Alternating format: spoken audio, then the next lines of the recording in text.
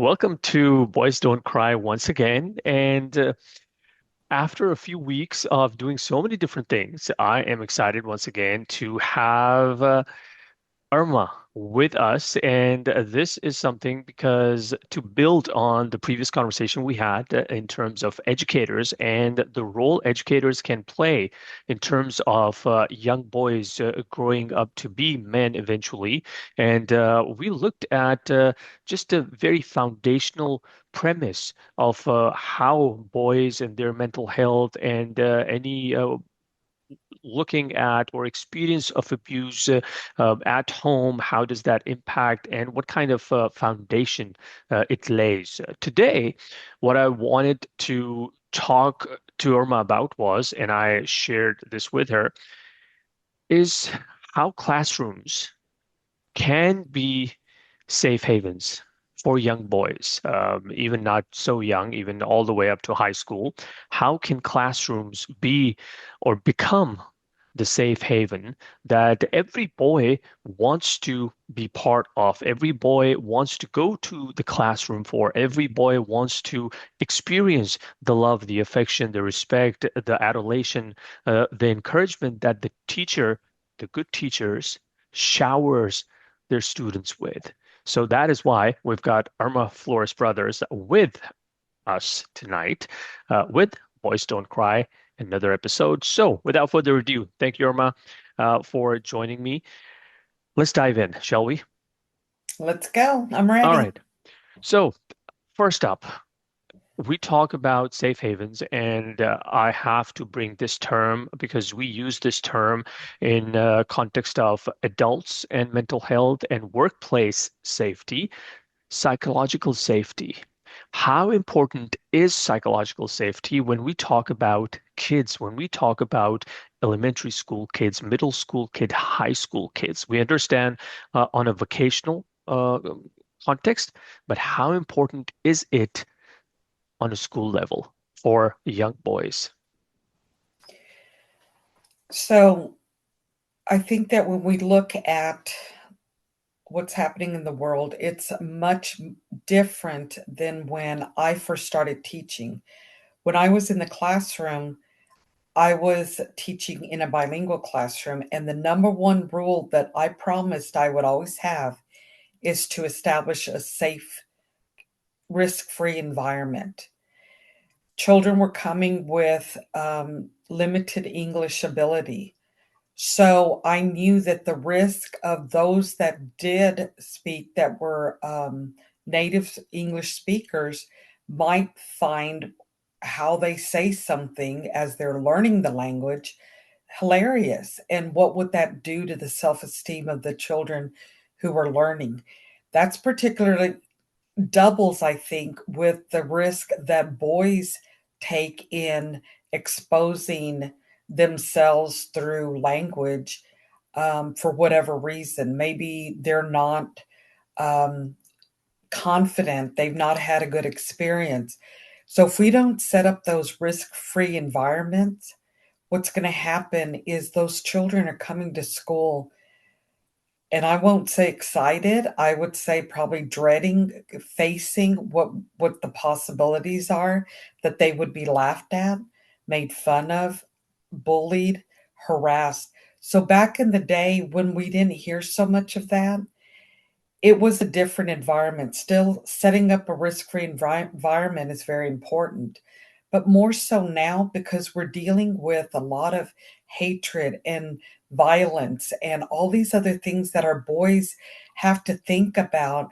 And I think they're probably raised to think that they should be strong and they should be emotionless and not show anything, but what they've learned and what they've seen is the violence that they have seen, whether it's in games or in the home or in their neighborhoods or on the news. All of this they're exposed to. So seeing that, I think requires educators to think more about, how do I make this space safe for the boys to come in and feel confident about trying, about making mistakes, about not knowing 100% how to respond to something.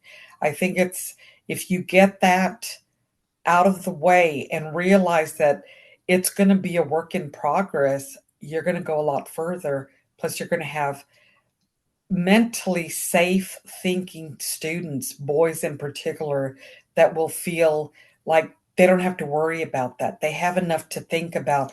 Let's provide this safe space for them to learn and grow and be okay for them to make a mistake or to cry or to share feelings. So I think setting up and that starts at the top. I think the campus as a whole sets that um, expectation that this is a safe place.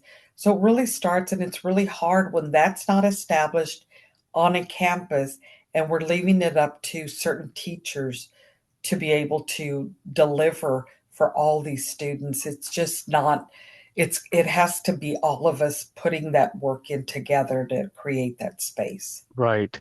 So you bring up a very good point, and I want to input a question here is it only the students they want to feel that safe space in relation to other students, or they also want to experience that safe space, safe place, that psychological safety in context of their experience and interaction also with the teachers and the staff? Because how important is that we do not exclude the responsibility that is on a teacher to be the harbinger of safety for the student. So a student is not thinking, oh my God, I have to sit in Mrs. Brother's class. Oh my God, what is she going to do to me? So to what extent teachers also need to take it upon themselves that, hey, I might unintentionally be the reason why this kid is not feeling safe in my class, and I need to work on that in addition to taking the flock of students together also. That's a tricky situation there because I'll be raw and honest with you. There were situations where I was scared to go into that building, not because of the children, but because of the cliques or the other adults or some of the competition between professionals, adults that shouldn't be happening, but carry on to the students. I think that sometimes when you try to be the best that you can be, which we all should always strive and learn from each other and not feel like we're on an island alone, that can provide when we're the only one or we're in the minority trying to establish this for a campus, a safe space for everyone. Sometimes there's some teachers or administrators or staff personnel who I don't know if it's jealousy, if it's intimidation.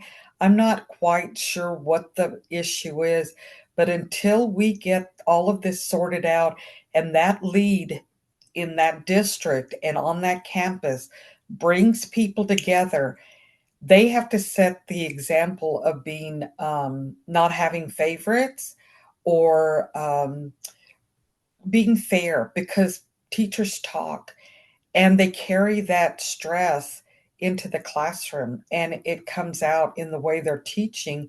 You can feel the anxiety of the children. I loved the children being with me. So instead of having them sit out in the hallway waiting for the bell to ring to come in, they were always invited to come into my room unless I was out on duty in some part of the building. But that was my way to start establishing a relationship with my students by not interacting with them 100% at that moment. I see the interaction student to student. And I can see how they're interacting in a group. I can see how they're individually talking to each other.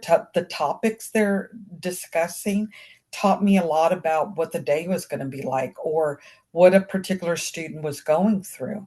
And I think there again, I insist that if we don't take the time, we are creating children who are feeding negatively off the anxiety that educators carry. I think that our place as educators needs to be in that classroom, needs to be a safe space. Now it's up to the campus leader to set that safe space for the staff to come in and feel supported, feel valued. And that's missing in education. I'm on a Facebook group. Every day I'm reading multiple posts about teachers quitting. I resigned today. I resigned today. And then they'll explain. And a lot of it has to do with the adults and how they're treating fellow teachers or what they're seeing in the interaction with children. And it's a big problem. I think it's a big concern. And I think parents are scared. They don't know who to go to if they don't have a connection in that district or they're new to the district and this is happening. And it's personally happened in my family just recently. My advice is if that child's self esteem and their anxiety is to the point where they don't want to go to school and they're upset all the time and they're crying and you're putting all the pieces together of what's going on and nothing's changing and you're giving that child the tools to be successful, how to respond to situations, and nothing's getting better, it's no wonder a lot of children are being homeschooled. Now, whether or not they're truly being homeschooled, I don't want to say that they are or they aren't because I see a lot of high schoolers, roaming, and this is a pretty nice neighborhood, but where they should be in school. Why are they not in school? What are we doing as parents? Are we removing them just because there's been complaints about their behavior? That's a different issue. But when it's a teacher and a child is so fearful to go to school, afraid of what this teacher is going to say to them or humiliate them in front of the class, we have a major problem. And those administrators need to be in the classroom so they can be watching the interaction of that adult, whether it be a support staff member, a custodian, it doesn't matter. You have to be watching that entire staff and listening to the way they're interacting, how they speak to children. Now, I was known as and I'm going to say this very quickly. You commented about the children who were fearful of, if they were. I was very strict because that's the way I was raised. But along with that came a lot of love, nurturing, valuing, teaching, so that they knew she cares. She's strict, and the kids would describe me as she's strict, but she's so fun, and she makes us laugh, and she loves us. And that to Right. me is the greatest gift I can give them. Absolutely, yes. And those are the teachers that kids would always, let's say a kid has graduated elementary, middle, is in high school, and then is coming back to elementary for their sibling. This is the teacher that that kid is going to take extra 5 minutes to go see and say hi because they remember, despite of being strict, this teacher was to the point, created a safe space, was warm, compassionate, and kind, and was open to questions and constructive, weird inquiries. So I'm glad you mentioned that. Can you I identify two, three symptoms of two, three indicators of what a safe space looks like? That, hey, if this is happening in a classroom, this is a good classroom. If this is happening in a classroom, this is a good classroom. Because after that, I have a follow-up when it comes to boys. Okay. So I think as administrators in the classroom, which we should be visible, every child should know who we are. I would ask my children, do you know who your parent principal is? No. Do they ever go in the classroom to watch? No. And I had a real hard time with that because I'm thinking, who's watching? Not that teachers need to be watched, but I think we need to support each other, be visible, so that the children do feel safe in that classroom. Now, you were asking about, come at me, Indicators. Indicators of a indicators. safe classroom, Yeah. a safe Okay. classroom for communication, for learning, for questioning, just being, for being.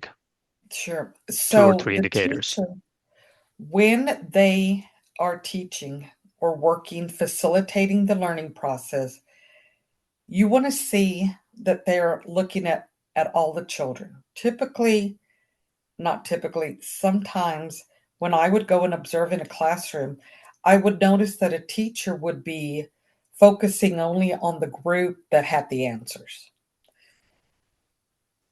And that tells me a lot. They're not confident in who they are or what they're doing or the material that they're delivering. So they have a safe space there to know that these children already have that information and they're going to give it back. So I'm going to look good because these students, but they're not realizing that these other students are being ignored. And children are very bright. They know when a teacher doesn't like them, or they know when they're not being included. So they begin to feel like they're not smart enough. And I think it's the teacher's duty to guide the process of that response. You don't give them the answer, you allow them enough time to stop and think. And just like I modeled here a second ago, they might give an answer and then ask you again, what would it? And that's what you want. You want them to think about what the topic is that we're discussing, what's on their mind. Let them express that. Then they want to make sure that they're responding to your question. So if you model those kind of behaviors, you're going to get students beginning to copy that response. But I think we can tell a lot in the way that when a child answers, what is the facial expression of the teacher? Um, are they cutting them off? Are they not recognizing where they're going with that? Because a lot of times teachers have one response in their mind and they're not listening to the child. And that child arrived at a very logical solution, but that teacher only had her answer that she expected to be given when children have different ways of thinking and of arriving at a solution. So, watching that interaction is so important in the adults, in the student to student. Am I establishing a classroom where children are able to dialogue with each other? Is it just giving me the answer? Do I give them time to discuss and grow from each other? But I think there are a lot of physical signs that tell us it's not healthy. It's not, if you're always crossing your arms, you appear as if you're angry. And children read us like they can read Open book. the Yep. a game, if they can't read. They can tell. I'd walk into the classroom and sometimes for some reason I had a sore throat or I didn't feel that well. They knew right away. They were saying, "Miss Brothers, do you feel sick?" They knew, but that's from establishing the different emotions that I would go through and give them time to see how I model different emotions, whether it be I'm upset, I'm disappointed, I'm happy, I'm excited for you, whatever it is. But watching when a teacher is one certain way and her response is just flatlined, like no expression, no excitement, there's a time that you need to talk to that teacher and say, let's look at maybe videotaping yourself teaching a lesson and Right. how the children are watching you and what they're receiving. Is that what you want? Or are there some areas that you need to grow in? Right. Perfect. So coming to the next question is, how can we see, are there any verbal cues, any visual cues, physical cues that, okay, I see so and so boy, Johnny. is feeling hesitant. He does not want to ask the question. I know he wants to ask a question, but he's not sure if he wants to actually put that forth. Or maybe Timmy there, he hasn't spoken anything in the last three sessions. Are there any certain cues that teachers, administrators, educators can pick up on to identify that, okay, my class, there's a problem, and I need to identify what the problem is to bring these kids back onto the track? Just like teachers are read by the students, their emotions when they first walk into that classroom, same thing, you should know your students well enough to know how they're coming in, whether they're upset or not. Are they unusually quiet? Maybe they're more talkative, and today they seem to be awfully quiet. And a solution could be they need to see the nurse. Maybe they have a fever that they don't feel well. But when you see boys that are shy, they shut down, they don't want to ask a question, they don't want to answer a question. Um, I think there are things that you can do based on that individual. If you don't know your students well enough, you could very well hurt them even further by coming across as like encouraging them, but to them, it's you're forcing them to do something at a time that they're not comfortable doing. For instance, I was teaching in a fourth grade gifted and talented group. And something for me that's always been important is allowing students to speak publicly. I love public speaking. And so I think that that's a skill that is lifelong speaking, knowing how to approach a stranger and how to have a conversation, or whether it's presenting in a college class. So I started doing that. Well, there were some children who were reluctant. And I said, I want you to experience it. And I explained to them why it was important to have public speaking skills. Um, but I had to know the level of their ambition, Hmm. the level of their self confidence.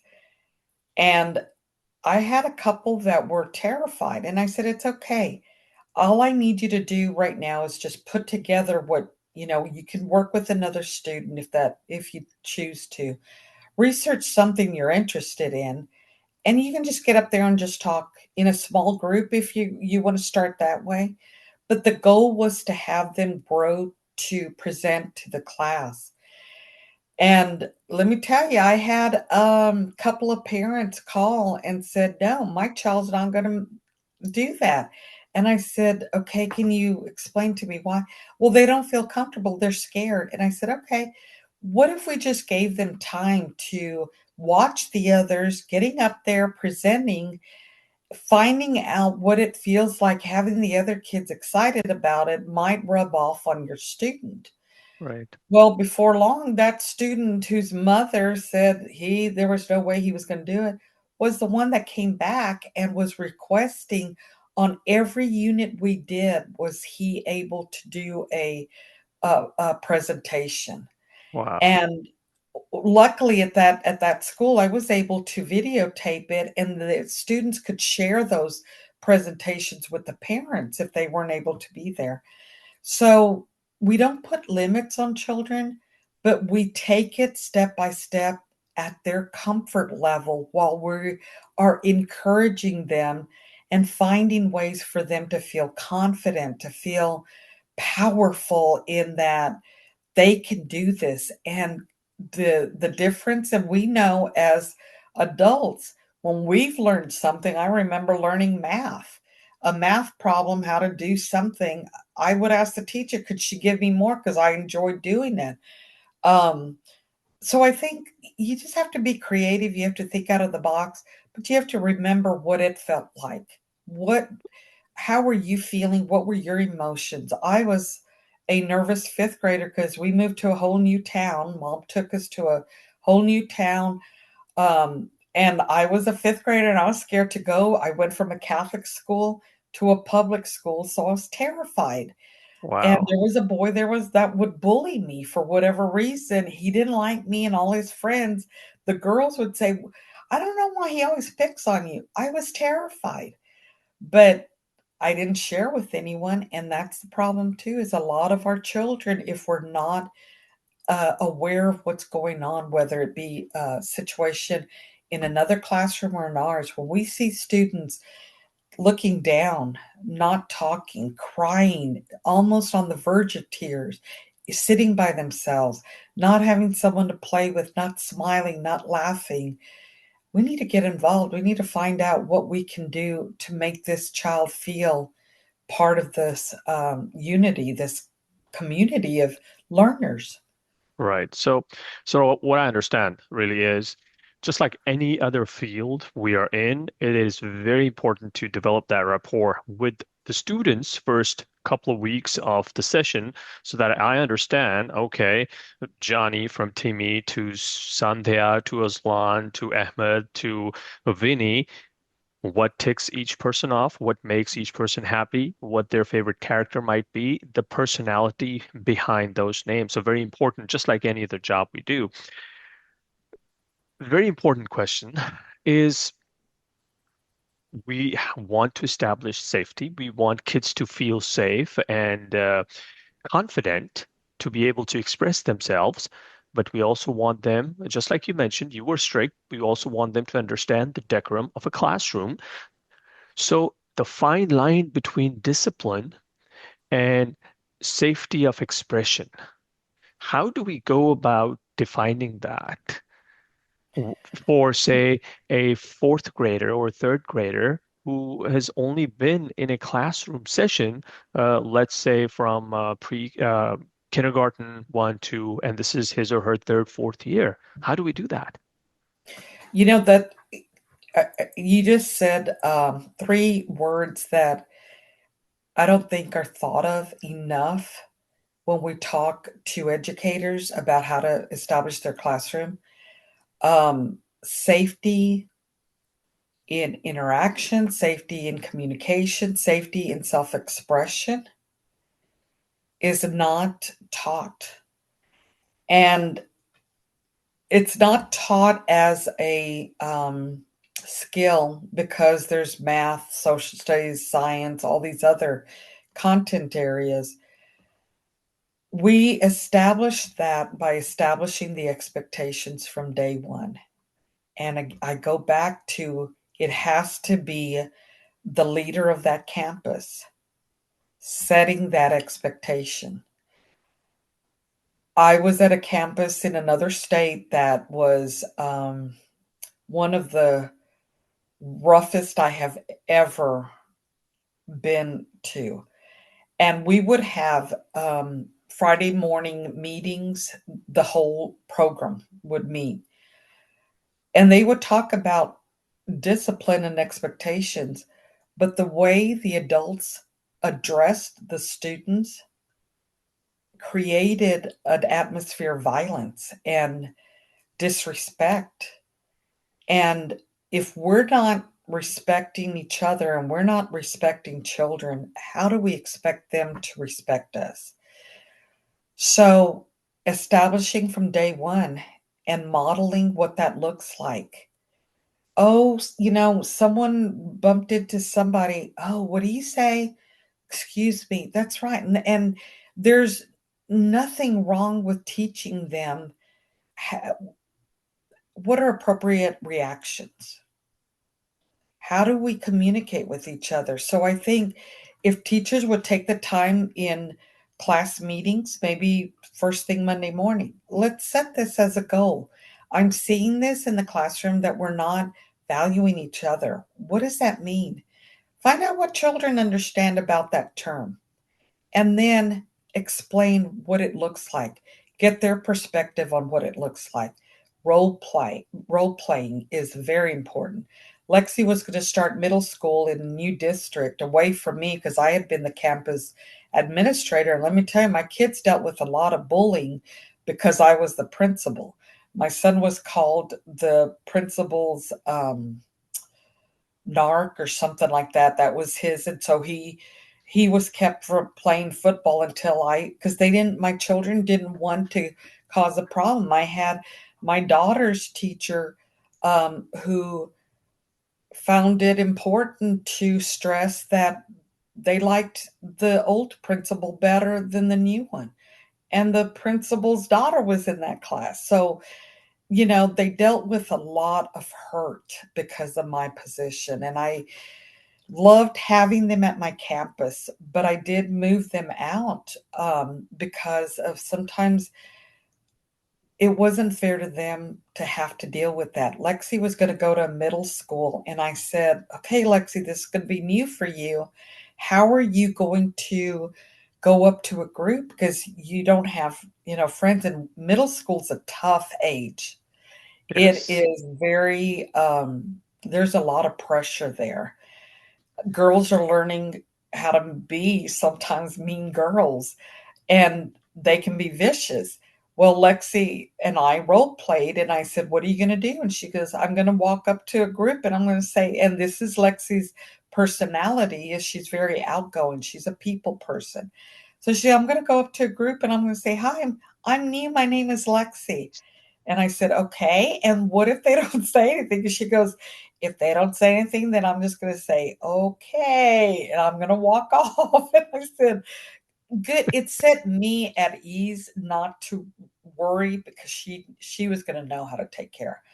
But for boys, I think there's that pressure for them to fit in and to be a certain way. And I think with discipline, you have to predict and know, but set an example in a respectful way. Respect is taken out of the classrooms. We don't use it enough to for kids to understand what respect. It's a shame that nowadays we have to say, "Well, what does respect look like to you?" It's either you're polite or you're not. I mean, it's a shame, but it goes to the homes, things going on at home that are Right. different than how maybe I raised my children, why we have to teach what respect looks like. So you bring a valid point. Is it happening? Has it been happening that our schools, where our job as parent, and I tell this to my boys every day almost, hey, my job is to prepare you for life. That's my job, nothing else. This is my top priority to prepare you for life. Are we at a point in last maybe decade or so, or maybe this generation, where we have kind of gotten away from that context, that purpose, that hey, students in school, in elementary, middle, high school, our top priority is to prepare these kids for life. And life is tough. Life is hard. We cannot shelter them. We cannot just put them under an umbrella and just raise snowflakes.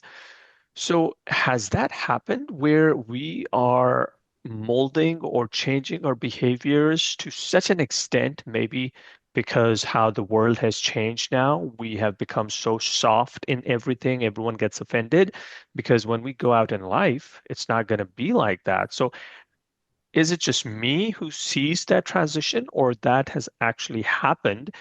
And if that is the case, or you as an educator see that, how do we tackle that? Times are changing, unfortunately, and I think we're not teaching the values in the home as a whole that we were brought up.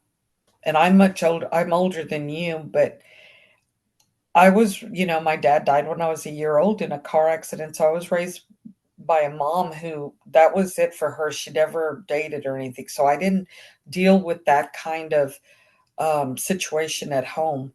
But she expected a lot from us, and she wanted us to get a good education so we would have a good future. You think about the families now are so broken and spread out, and a lot of parents are focused mainly on each other and the argument between each other and the divorce and this and that. that how much time are we really spending? And I said this last time, we don't sit together at a meal to find out what's happening with the child.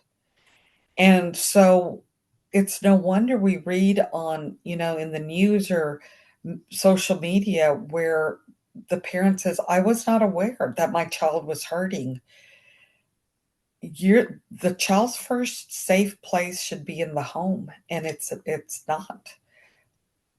9 times out of 10, that's a scary place for the children. Maybe it's because their parents are working.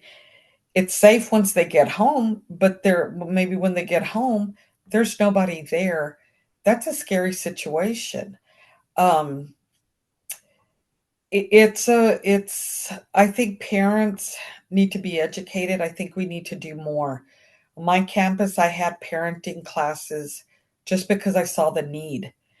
And we need to realize that we're not teaching our children consequences to actions.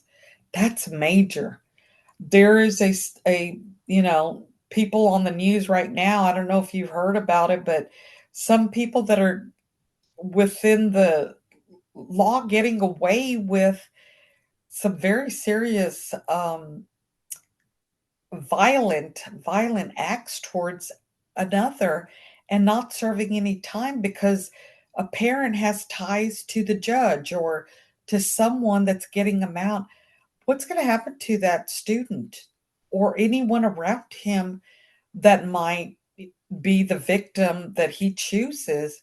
Right. Your life could be over. And Yep. so are we doing enough to ensure that we're talking to our children about how to stay safe? What to do in a classroom when we've seen a lot of shootings and that in schools to the point where it's not even big news anymore. You may just happen to hear about it just as a side note, but we had all the media out covering the first shootings, and now it's like it happens all the time. Do we prepare our kids? What do they do? How do they stay alive? How do they know? One thing my mom taught me is the people you run with determines who you are. So be Yes. very careful. I don't hear that anymore. I don't hear those kind of lessons.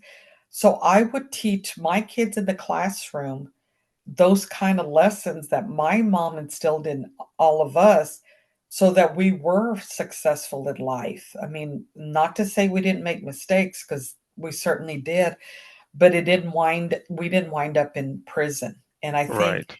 until we start thinking about those values and the morals and the ethical behavior that takes you far in life and instill those in our children as educators and as parents, we're going to continue to see it increasing.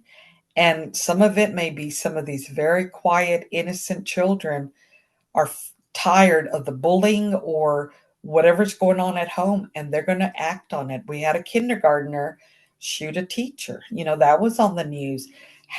Never would we have ever thought that someone that young would have Wow. a gun. So, safety in the school, there's so many different levels to creating a safe space. Right. It's not Yep. just the physical, it's the mental. So I want to ask you this. Maybe not a detailed rundown, but let's compare two boys. One who sees the classroom as a safe space, the teacher as a guiding star, always looks forward to going to the class, contribute, talk, learn. Other student sees the class as a burden, teacher as a monster, and despises his presence in the class. This mindset, this feeling, this connection slash disconnect, how does that impact their respective trajectories going forward? So that's going to happen in just about every classroom. I've had them in just about every classroom. Turn it around.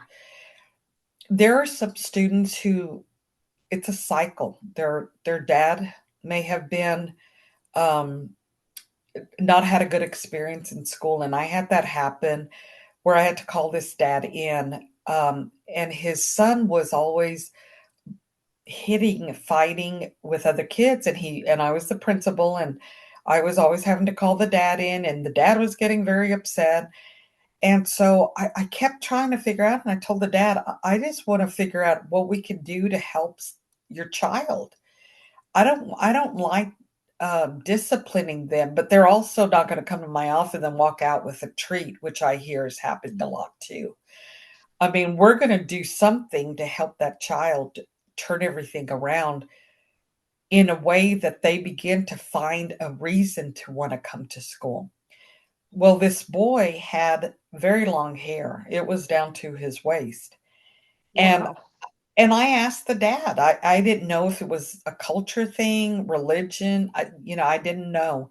So I asked the dad. I said, "I'm not sure what's going on, but I've been observing and I noticed that some of the other boys pick on him, and then he's the one that's reacting to them calling him names or laughing at him or whatever. And he's got a reputation, so he's being, sent to the office. I don't know that it's always been his fault." So asked the dad, I said, "Can I ask your son about his hair?" He said, "Yes." And I said, "Okay." I said, "Joe, do you like your long hair?" He broke down, started crying. He said, "No, I don't. The kids make fun of me. They call me a girl. They laugh at me." The dad was shocked. He said, I didn't know. Why didn't you tell me?" So why did he have long hair? His dad just thought he liked it. He said, "I thought you liked it." Wow. Never did. But something as simple as that turned that boy around.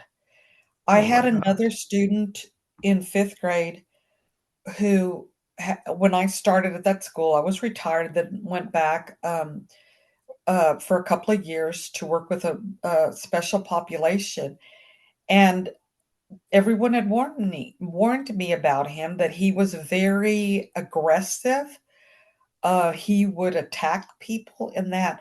Well, ironically, his dad was the only parent that came to back or meet the teacher night.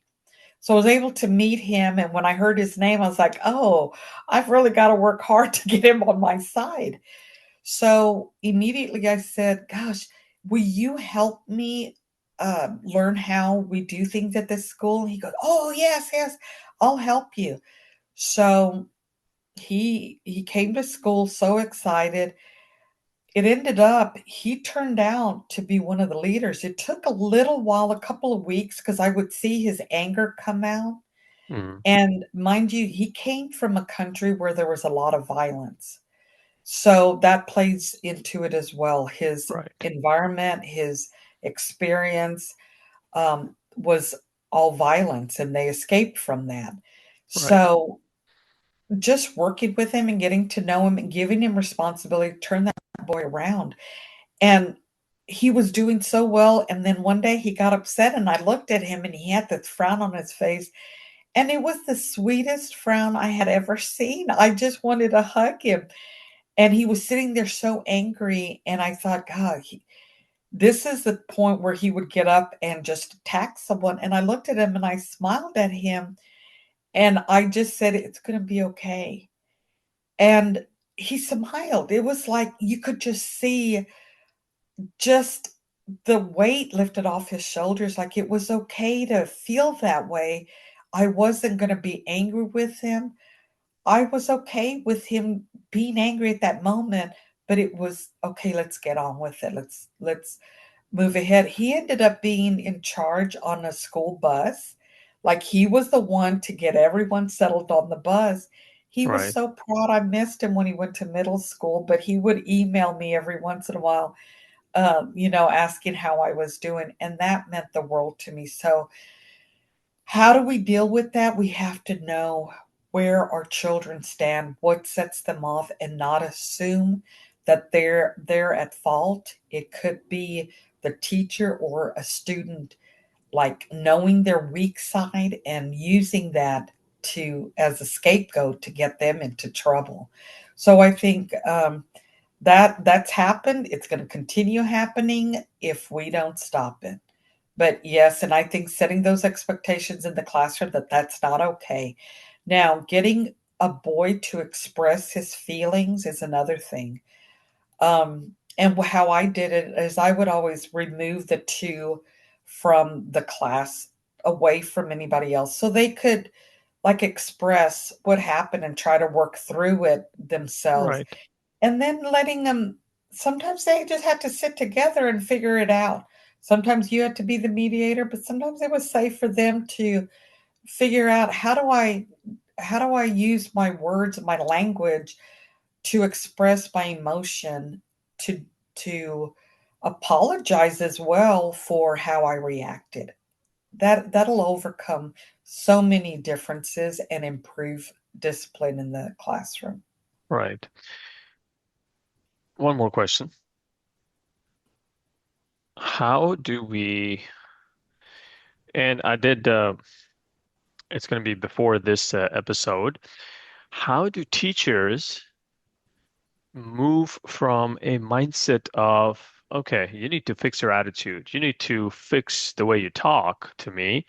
How do we move from the fix it mindset to heal the behavior mindset? Because I think, and I believe this is very, very important, especially for boys growing up, because there's going to be such a change of personality, expression, the way they express themselves, going from verbal to nonverbal to silence to physical. How do educators, teachers navigate through this shift from a fix it to let's heal it? Some adults haven't learned it yet.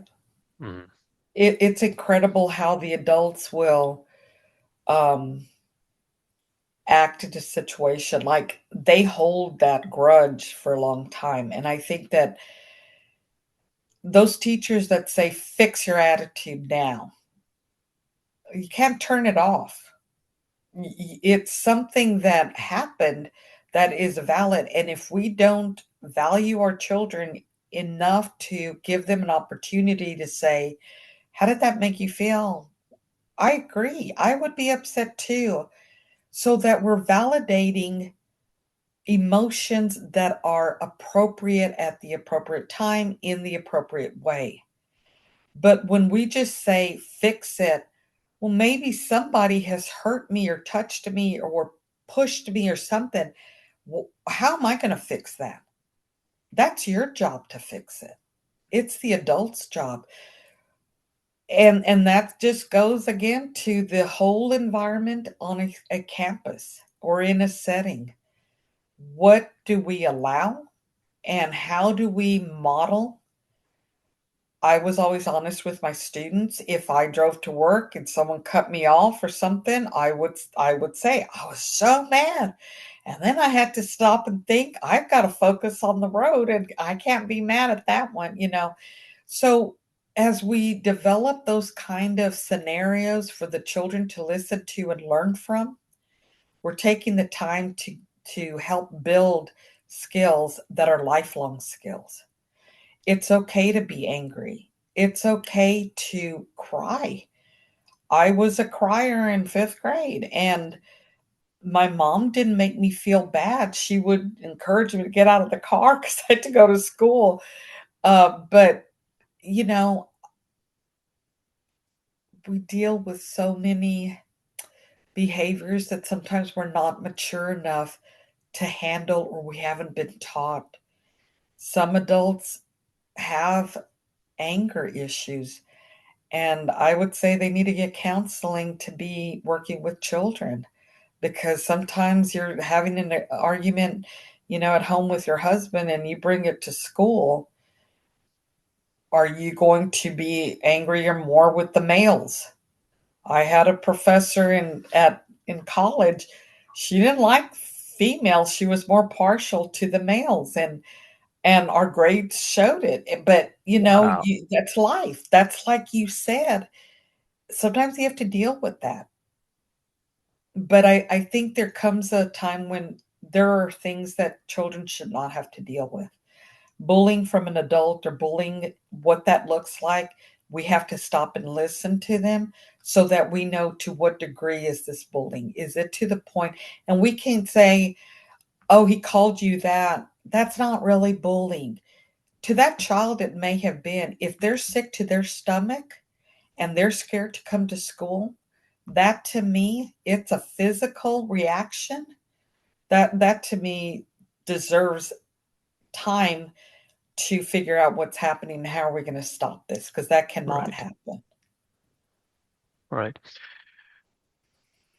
As we close it now, and this can go on forever and ever, but we're going to keep it crisp and short so that we can come back with another topic as we talk about educators. Now, putting together all your experience from different parts of your life, top of the list being an educator, being a mom, being a grandmom, one piece of advice to teachers, to administrators on how they can create that culture to where a second grader can see a staff member, he or she can walk up to that person and say, Mr. Khan, I have a problem. I need to talk to someone. One advice, a very simple one, doesn't have to be rocket science, that any educator can just pick on and try to execute, try to practice themselves to create that safe space, at least around them for their circle of influence. If you can't take it as an individual, you shouldn't be giving it out. For instance, as a parent, how would I want my child treated? I always go into it with that mindset. How would I want my child to be responded to in a classroom or anywhere? That's how I should be responding to all children. Um, you know, I keep saying it starts at the top, and it does, because principals have the luxury of establishing the culture in that building. And if all of us as adults, no matter what position you're in, can admit that sometimes we make mistakes, we have faults, whatever, and apologize and fix it in a way that, when I say fix it, we have the mentality and maturity to use that opportunity to grow from, then we begin to create a culture of safety for all children where they're going to feel safe. If I It's like a mom and a dad. Some children feel safer going to the mom because the dad overreacts, or the dad, is going to get upset, or they feel, maybe the daughter feels better going to dad because she's daddy's girl and he'll do anything, and mom falls apart, breaks down, starts crying, so they don't want to come to her. You know, they teachers set their reputation, and I would want to ask them, what is your reputation? Are you the type of teacher that children go up and hug? Are you the type of teacher that students are scared of? Um, I think we have to look within ourselves. We have to imagine what it's like being that age, and how would you feel if that was your son and you were speaking or watching someone speak to your own child like that. We we we are very protective of our children, and I think no matter where we are or what our background is, we want to protect our children. So I think going in with that mentality that these are my children at school, they're all my children. And whatever I can do to send that love and that nurturing and that care and valuing children and respecting them is what we need to really focus on, because when we don't how do we expect them to learn when we're accusing them, or we don't know the facts, but we're going to listen to this large group who made accusations because now this child has become labeled the scapegoat, and so you Right. can do whatever you want and just say it's him. Teacher goes with it because she doesn't want to take the time to find out who these children are and what's really going on. So parents are dealing with a lot, and they're scared. They're scared of the outside world coming in to hurt our children. They should feel safe sending their children to school, and that school being as safe a place mentally and physically as it can possibly be, in which it should be. Absolutely. Nope. Completely agree there. Classrooms as safe havens, safe places, and I cannot but think of our one principal out of all the teachers, all the educators. While you were saying a lot of stuff, only one person came to my mind.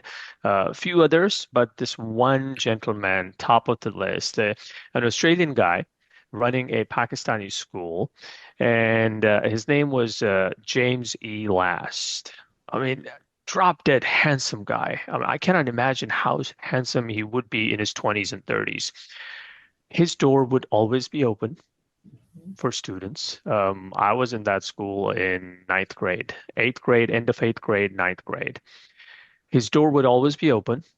If he would be walking around the school and a student would stop him, and then a staff member would come, he would not stop his conversation with the student. He would continue his conversation with the student till the time student was satisfied.